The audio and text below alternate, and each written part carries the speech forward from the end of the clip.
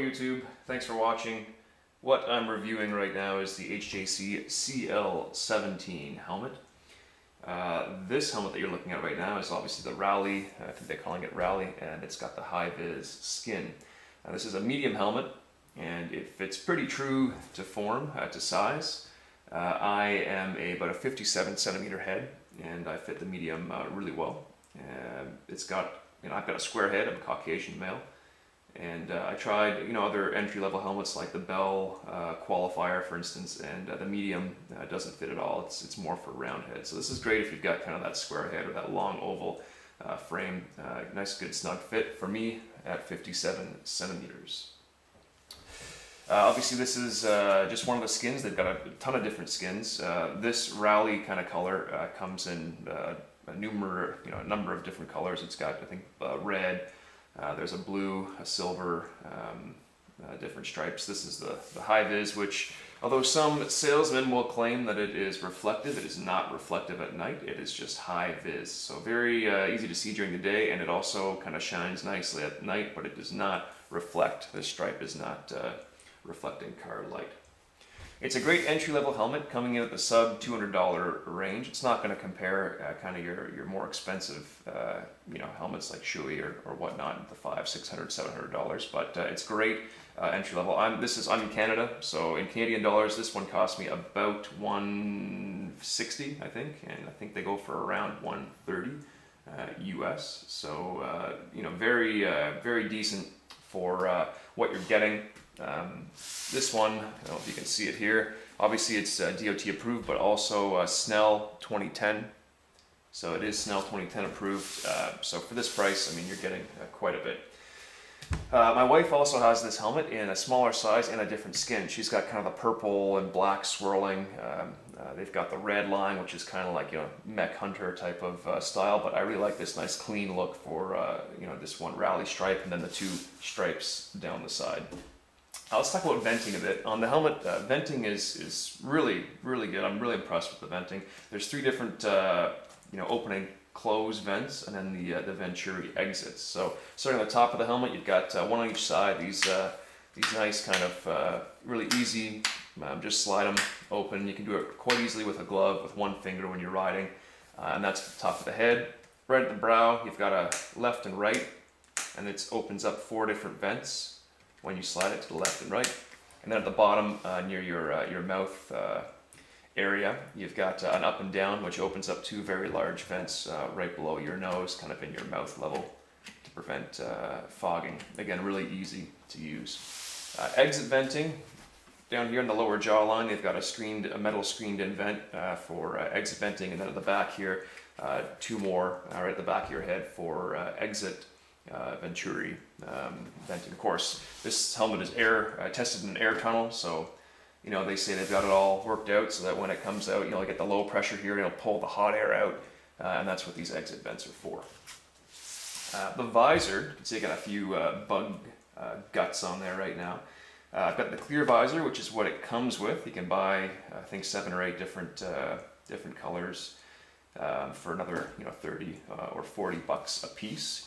The one thing I'm not too keen on with the visor is the locking points. So right now we've got fully down. If I bring it up, that is the first up locking point, right? My previous helmet, which was an Icon Alliance SSR, you got a nice one right down here. So you can crack it just, a 1/4 of an inch just to let a little bit of airflow. This is the first, or the lowest, I should say, locking point on this helmet. So you've got this, there's another one kind of, I just passed it right around there. Then there's another one which is fully up.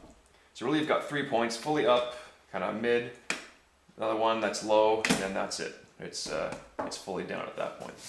You do have a lock here on the side, so when it is fully down, just push it to engage, right, and then open up again, and when it's engaged, obviously your helmet won't go up and down, but I just unlocked it. Taking off the visor is really simple. Just move it to the very top, okay, very top, and I've got this system here where you just bring that all the way back and it locks where it is. And then on the other side, I can do the same thing and it just pops right out. And now I can replace that visor really simple. So to put it back in, it's just as easy. It's literally just moving this back, that side's in, and then your your left side, your helmet left, will lock back, and when you press it in, it just comes back forward again automatically, and now we're back with a fully functioning visor. So very easy to do. The interior of the helmet is nice. You've got, you know, back here you've got some cushioning. You've got obviously right around your jawline extra padding, your cheek padding. It all comes out with a snap system, so you can just pull it out. Just do this here.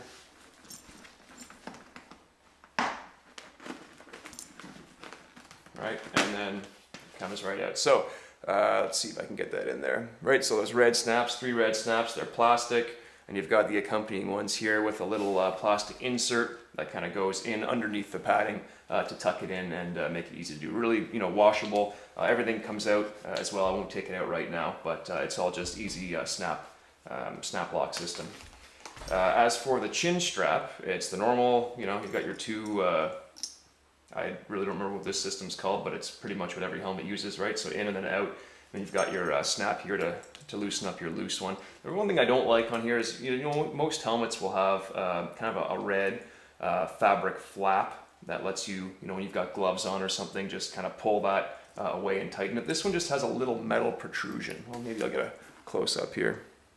Right, so you see that little metal protrusion, and then there's the other one with nothing on it. So a little harder to do with gloves, but you know, totally workable. One thing I didn't like, and I continue to dislike about this helmet, is wind noise. It is a fairly noisy helmet. I wear earplugs in it because my job tests my hearing annually, so I want to keep that hearing good. So I do wear earplugs for the wind noise, and it is pretty loud. My previous helmet sheltered that noise a lot better, but in this one I find there's quite a bit of wind noise. Also, I find, I don't know if it's the shape of my head or whatnot, but I find when I'm riding, the wind will tuck in under here, and I'll actually get a little bit of a breeze with the visor fully down near my left eye. It's not really an issue in the warmer days, but when you're riding in cooler temperatures, you know, you get that breeze and my eye kind of starts to, you know, tear up a little bit, or it's just a little annoying. So again, I don't know if this is a function of my weirdly shaped head. Maybe I'm creating some weird air currents, but I do notice that, you know, when I throw a hand underneath the chin, I stop that wind coming up. That breeze, or if I kind of move my head a little bit left to right, I can play with that current, and there is a sweet spot where it won't come up, but by and large, it is, you know, it is getting up there. I ride, you know, 2 different bikes. One's a 1979 CX-500, which is upright, fairly upright. The other one is a little tiny bike. It's a 08 CBR 125, and again, that's pretty upright as well. Maybe a little bit, you know, more leaning down. So as I'm riding, you know, this is about the way that the wind is hitting me, and it makes its way up here somehow. So maybe in the colder months I might invest in a chin guard of some sort and try to stop some of that wind coming. But it's okay for the warmer months of this time.